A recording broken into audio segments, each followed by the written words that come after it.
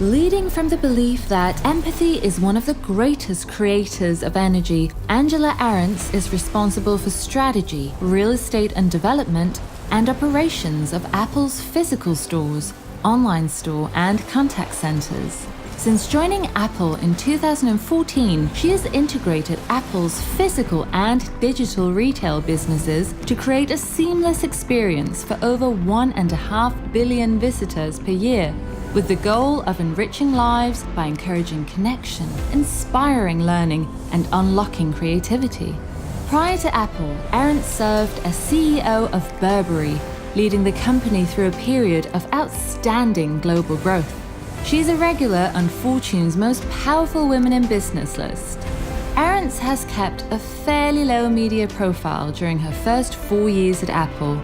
This rare interview will reveal Angela's warm, fresh, and innovative approach to connecting and uniting people and organizations. Please welcome Angela Ahrendts and John Maxwell. Angela, thanks so much for coming and being with us, and it's so exciting to watch your leadership career and what has taken place. And you've worked in different environments, really different environments, and yet I know you have some leadership practices that just kind of transcend those environments and just kind of hold you right where you need to be as a leader. So could you just talk to us, give us some leadership practices that regardless of the environment that you're in, they just kind of work for you? Yeah, no pressure whatsoever following Craig because he was unbelievable. And I kept leaning over to John and saying, but we're gonna say that and we're gonna say that and we talk about trust. Which, Angela, we should have never given him and let him in our conversation in the green room before he spoke. I'm telling you, did you think for a moment that he was going to steal all our stuff? That quickly. As soon as he did that, I said, that's a pastor.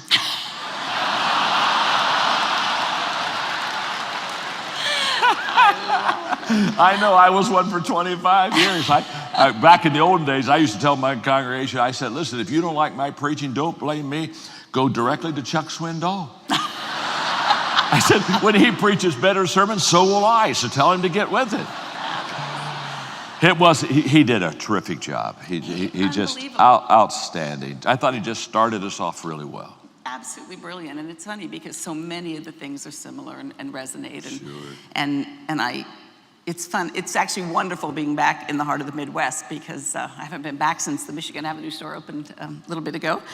And I always say that one of the things I've carried with me my whole life, regardless of what country you live in or what sector you're leading in, and typically outside of the Midwest, I say it's my core values, but I can say it's actually my Midwestern core values since I happen to be back here. And years ago, I did it when I turned 50, I did my Ball State commencement speech, and I titled it. It was all about my Midwestern core values, and when you're forced to look backwards and you see those things that have led you throughout your entire life, and they're the foundation of everything that you believe and who you are, and Craig talked about love. I was raised, love one another as I've loved you. I was raised do unto others and so you carry those with you. They're not a box you tick or something you make sure that you've done. They are the foundation of everything you are.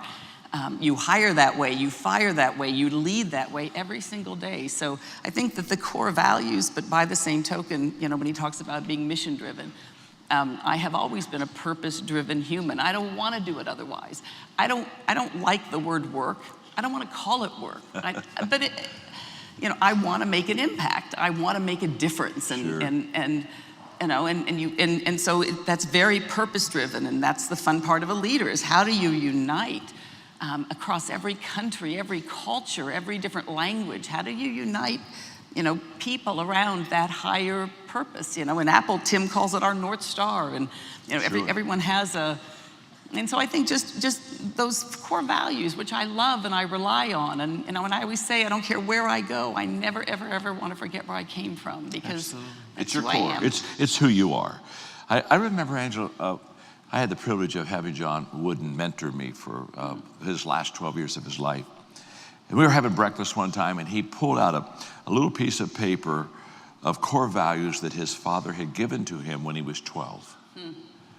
And now he's 94, and he said, every day I pull these out. And I read them, and they're very simple. In fact, he let me, I held them very gingerly, but he let me hold them for a moment because he'd had them taped up, and it was literally the ones that his father given him. And he said, every day I read these, and I just ask myself and ask God to help me to always live these values. And isn't it true that when we have core values that are our strength, that it just makes us more valuable to others? Because it's that stability that again, Craig was talking about, or that centers us and centers others in our lives. Okay. Yeah, but I think it always just, again, you always end up putting yourself in the other person's shoes, right? The other value that I was raised with is whatever you give, you get tenfold in return. Yes. Right, and whether that's a smile, whether that's a hug, whether that's a, whatever you give. And so yeah, I think that the most important thing in business, and I think the higher up you go, people forget that. Or I've always said, the higher up I go, the more that I need to never forget, the more I need to connect and over communicate, and I think people forget that. Again, as humans, we've put these titles and we've put these positions, and we're just people. And our job is to gather, our job is to unite, our job is to align and inspire, and then together the things that we can achieve are unbelievable. And Angela, you do such a wonderful job of walking slowly through the crowd. You really do. You really connect and touch with people because you've never allowed those titles, positions, those roles to influence you in any way. So let me ask you another question. This is about your leadership role because as you've been a leader, your responsibilities have just increased amazingly. So how do you keep being the leader that you're supposed to be with all the responsibility added to your roles and with all the changes that you're having?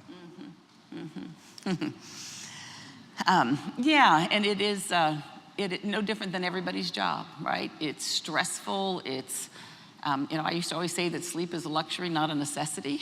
And, no, but there's a tremendous amount. But then I think, again, you take a deep breath and you say that I'm here for a reason. When I joined Apple, I said it was a calling. I used those words. I said, that's why I'm here. And maybe it's to, again, to help unite 66,000 people around a higher purpose, around doing incredible, great things together. And so, but there is absolutely the day-to-day stresses of the budget meetings, the board meetings, all of the things that all of us have to do. But I tend to give myself an extra hour every morning. I get up an extra hour, and that's to have my cup of coffee and to do my morning reading and to listen to my Dr. Charles Stanley podcast that I've listened to since they came out. He's been there for 40 years, but he's been a real messenger for me all these years. And when I do that, it just tends to put everything in perspective. When I can read scripture, and it's fascinating how hearing that and listening to that, and then I can actually take on the world. It puts everything in perspective. Somehow things become a little more organized. Somehow I can see a little more clearly. And so it's a lot of people work out every morning. A lot of people have different routines, and I have a very deep mental, spiritual routine that I go through every single morning, and I feel like I can shine my light better then. So isn't it kind of like, I'm going to take care of myself for an hour so that I can take care of everybody else?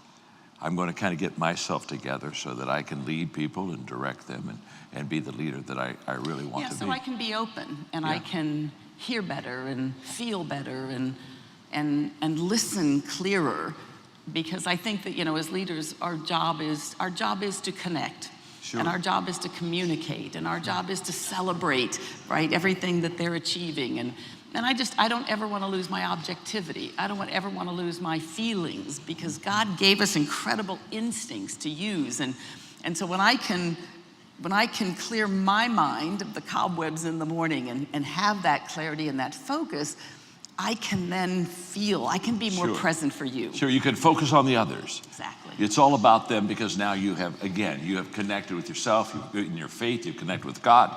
Now you're ready to go out and connect with others. And isn't it true that the great leaders, they're just great listeners?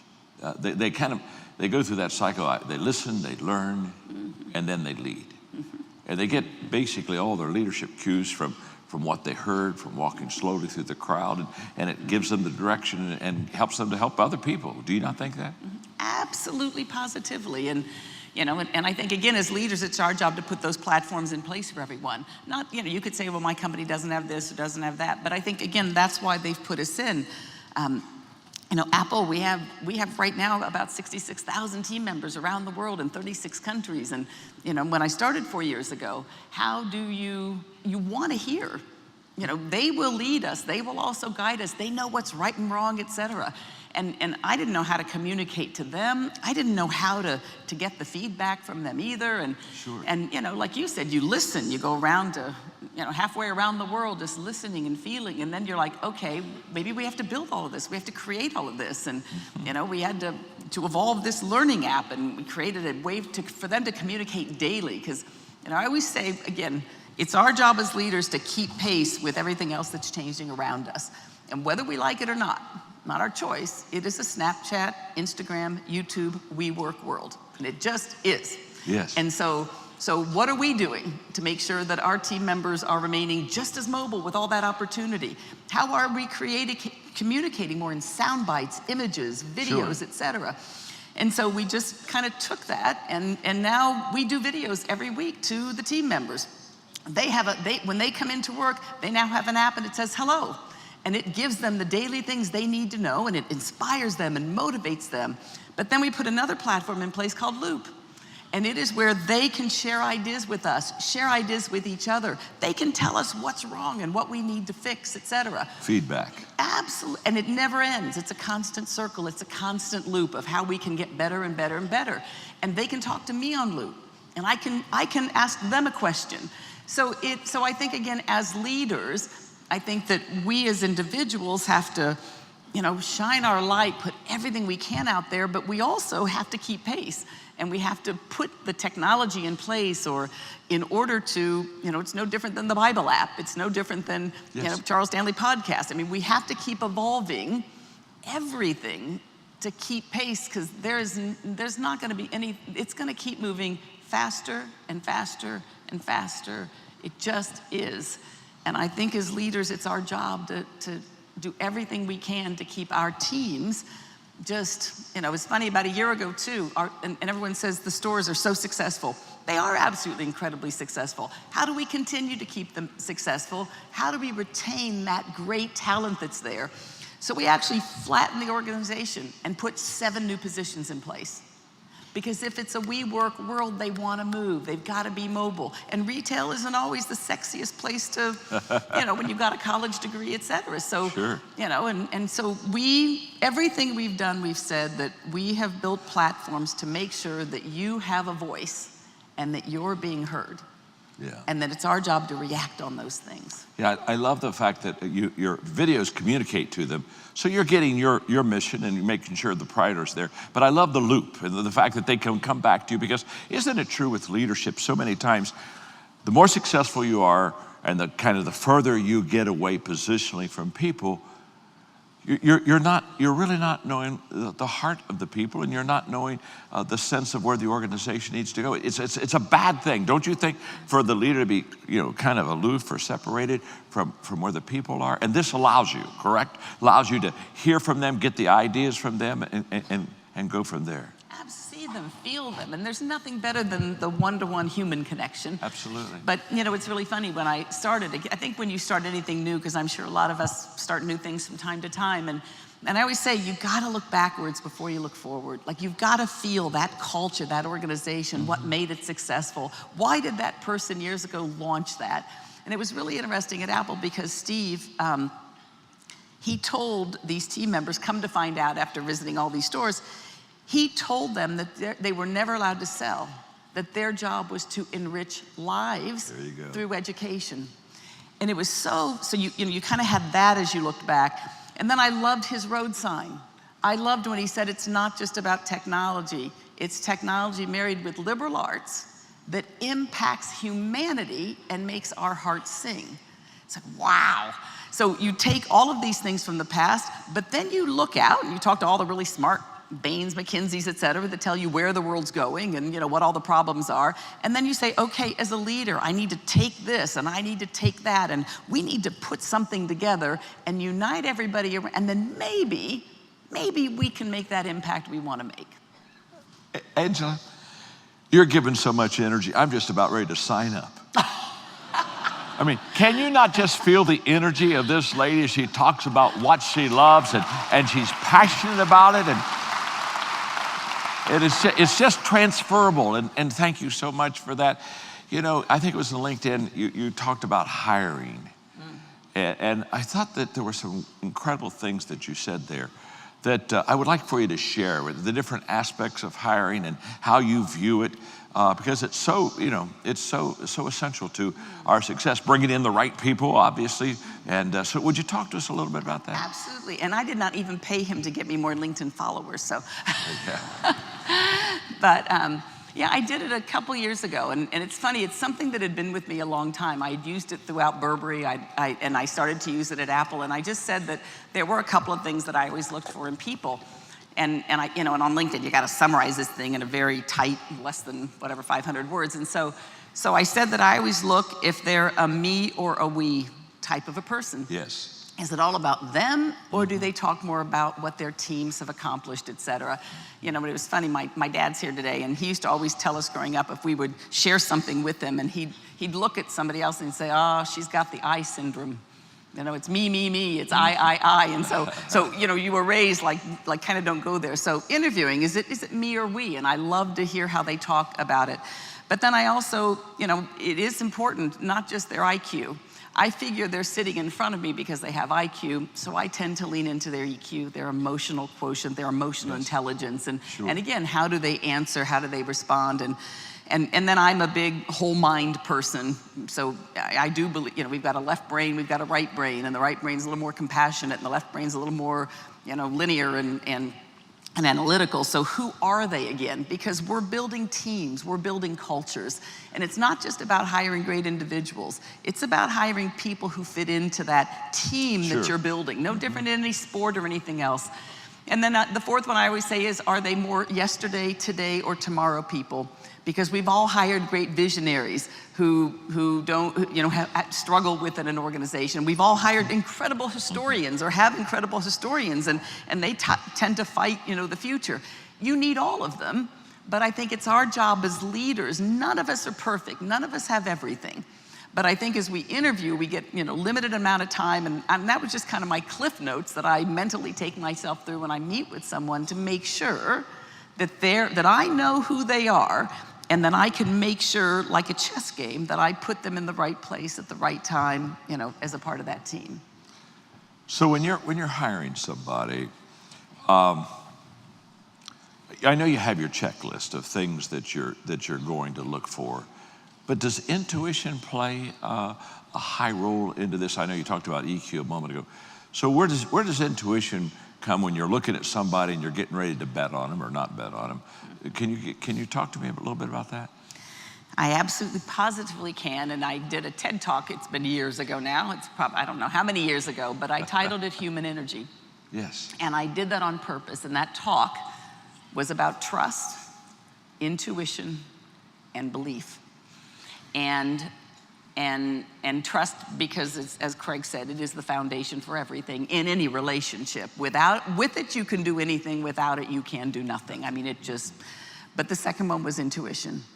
And because I do believe it is the greatest God-given gift that every single one of us have. Yes. And I get aggravated that the education system teaches everything for the mind and left brain, but why can't there be a class on intuition? Sure. We were given this gift as humans, our species, to feel, to see, it's taken us this far, but yet, and I believe it's actually going to be the gift in the world of artificial intelligence and automation that humans are going to have to really go back and rely on again.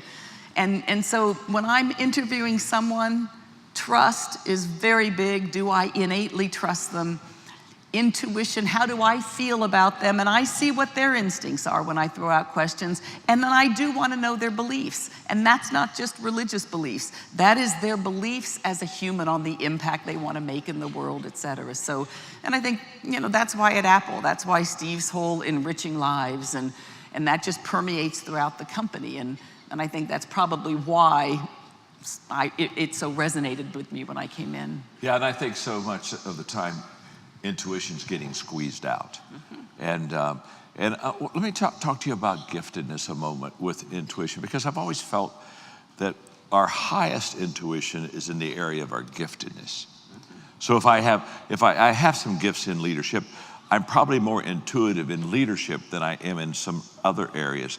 And so it's kind of like find your strength, and then really in that strength area rely on your intuition, because that's where you're going to be the strongest. Would you agree with that? Absolutely, positively. Yeah, know what you know what you don't know. Know who you are as a person. Yes. I know every one of my strengths and every one of my weaknesses, but then you have to build a brilliant job. So again, you're just a member of a team.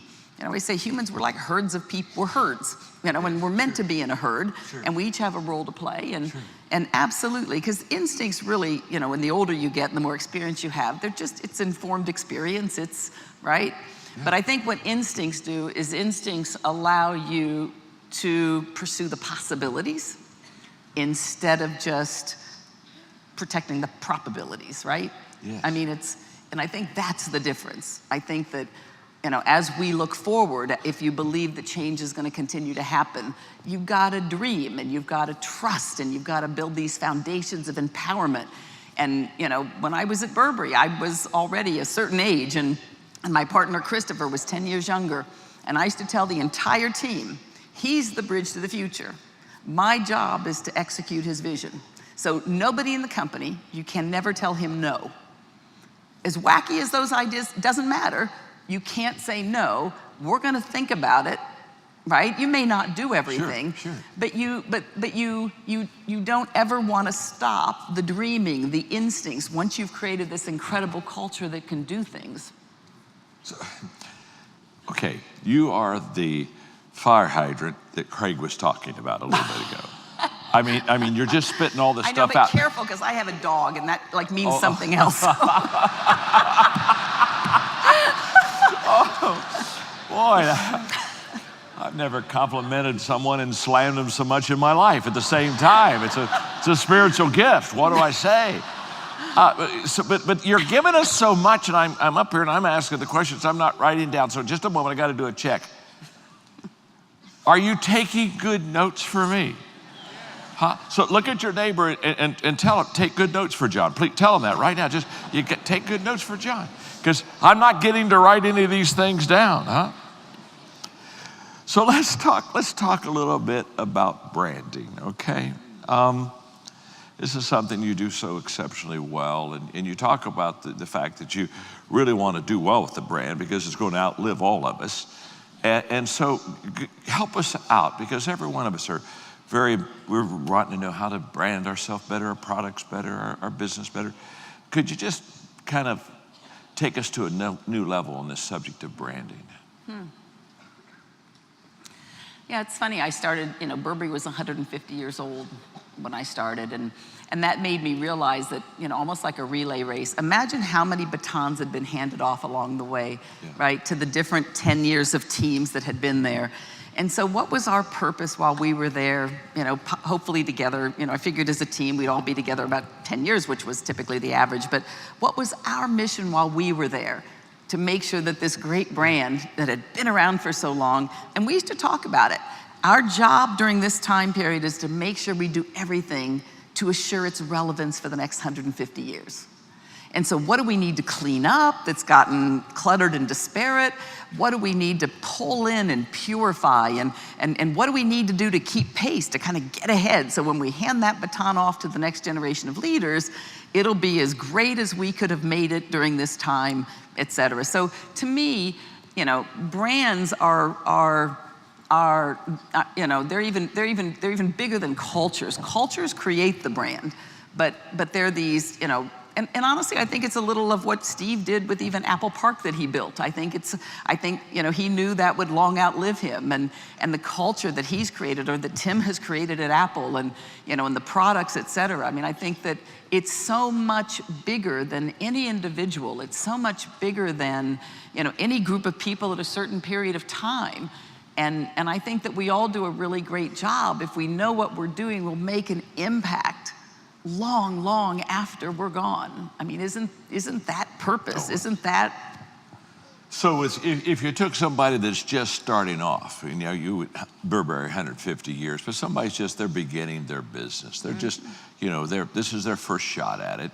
And so they're sitting down with you right now like I am, and they're saying, okay, Angela, give me one or two thoughts that will help me get started, get my business going, and about branding. A couple simple things I can just hold on to.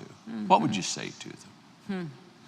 I think it'd be a combination of everything that we've talked about so far. I think I would say, why are you doing it? What's the deeper purpose, right? Is it just to make money? Is it just but why are you doing this? And then that needs to become a core value of the company. And that then needs to be the thread, that needs to be your enriching lives, that just long outlives you. And I think it's probably, when you're starting something on your own, it's hard because you don't have the resources, the infrastructure, and you're building everything yourself. I'm sure it's hard to lift up, but one, I would say, why? And then two, I would say how. And is it, and how, with the types of people I'm going to hire and the leader that I'm going to be. If I hire them, am I going to trust them? Am I going to empower them? Am I going to unlock their, enable them to unlock their creative thinking, et cetera, et cetera. So I think that I would ask there's going to be a lot of day-to-day ups and downs, and the probability of a lot of little companies not making it, but it doesn't matter. Time 2, times 3, they make it. And so, but I think there's some deeper questions to ask, and if you do that, I think that they long outlive. And again, this enriching lives, it's a funny one, because it's been there all these years, but I would ask team members around the world, are we doing it? And they'd kind of look at me, and I'd say, how do you know if you're doing it? Like, how do you? And so we actually came back after 6 months and said, we have a huge opportunity here. Let's keep that going on for a long time, but in this day and age, we need to put some analytics behind it. And so we brought in some really smart people that we started working with, and we had this little steering group together, and we decided that as we looked back, as we looked forward, as we looked at the evolution of Apple, that maybe it was our job in the 503 locations around the world, or the contact centers where anybody contacted us at Apple, maybe our job was to encourage human connection. Sure. Maybe our job was to inspire new learning, and maybe our job was to help unlock their creativity, their creative thinking, and always in a positive environment. And so maybe those 4 things, and if we did that, maybe then we could ask them the question, do you feel we're enriching your lives? And so we've actually, last January, we put this into the effect with this new experience we've created in stores. And so now if you just happen to attend one of these sessions, we are actually measuring for the first time, and it's not quantitative stuff we're measuring qualitative stuff. We're measuring, are we making an impact in your life? And so it's incredible NPS data that we're getting back. And again, maybe that's our job. Yeah. Maybe it's bigger, because still to this day, their job is not to sell anybody anything. Their job is to educate, their job is to inspire. So it's fun when you just take something, because you may say, I have my own little company, but that one word, that one vision, mission, purpose, will just so long outlive, Yeah, absolutely. Let's talk about motivating people for just a second, because what leaders do is they move people. And to move people, you have to be able to understand them. You have to be able to know what they are and who they are. And let's talk about, how do you connect with people and move them from where they are to where, of course, they want to be and where you want them to be. How do you motivate people? Craig said we're supposed to inspire them, not motivate them. I was listening.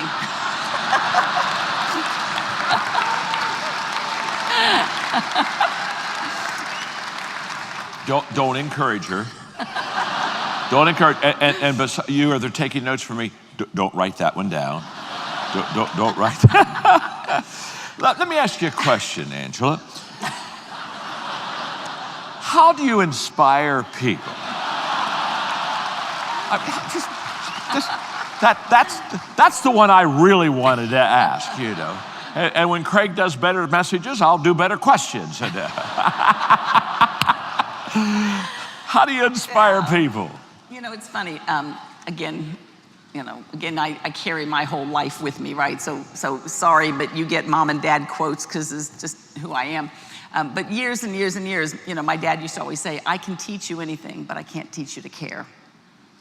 And so I think half of inspiring, it's the Maya Angelou quote that I've also used, right? That remember what you feel. Yeah.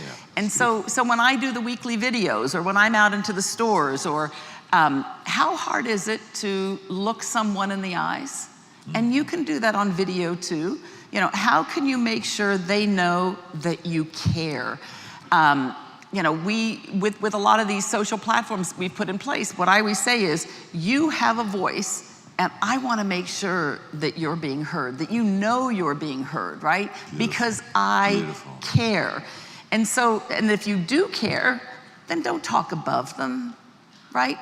Talk to them, right? Do unto others. I was there. I started in a retail store, not at Apple, but you know, and so you never forget where you came from. You always put yourself in the other person's position. And what would I want the leader saying to me when I was there? And so I think that it's caring, it's authenticity, it's connecting. Right? It's connecting, it's consistency. It's celebrating. How hard is it to say, thank you, thank you. And I love what Craig said. And then amplify it, double it, you know. But how hard is it on an email, in a video? Right? And again, what would I want someone to say to me? That's exactly, what would I want someone to say to me? I read recently that 80% of the executives said that they are constantly complimenting and encouraging their people, but they did the survey with the people, and then only 20% of them said that. And it's a perspective thing, isn't it? And